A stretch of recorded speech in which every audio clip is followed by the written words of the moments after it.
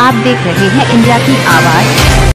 मैगलगंज खीरी में गेहूं क्रय केंद्र न खुलने से किसान परेशान।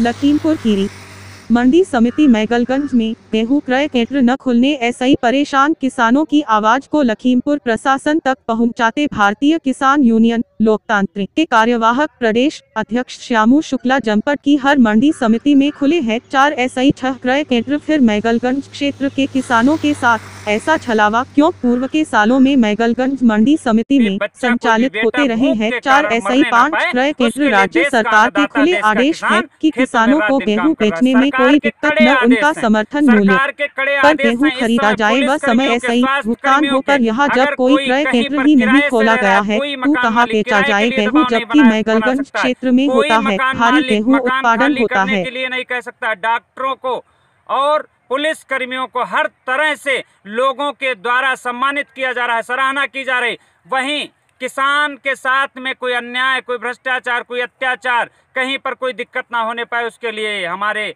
देश की सरकार और प्रदेश की सरकार लगातार कह रही है कि किसानों की हर समस्या का समाधान घर बैठे होना चाहिए। लेकिन मैं आपको बताता हूं, यह जनपद लखीमपुर खीरी का मामला है। जनपद लखीमपुर खीरी में एक कस्बा मैगलगंज पड़ता है, जहां पर मैगलगंज गल्ला उत्पादन मंडी समिति है, जहां पर किसानों की गेहूं खरीद के लिए हर वर्ष 4-4, 6-6 क्रय केंद्र यहां पर स्थापित किए जाते थे, जहां पर किसानों के गेहूं की खरीद होती थी। लेकिन इस वर्ष जब सरकार सख्त है, जब देश के हालात ठीक नहीं है, जब देश का किसान देश का पेट भरने के लिए खेतों में सिर्फ काम कर रहा है, शहरों में नहीं निकल पा रहा है, अपने अनाज को बेचने के लिए किसी व्यापारी के पास नहीं जा सकता, मात्र वहीं जा सकता है जहां पर सरकार के द्वारा उसको कहा गया है सरकारी क्रय केंद्रों पर गेहूं बेचने के लिए।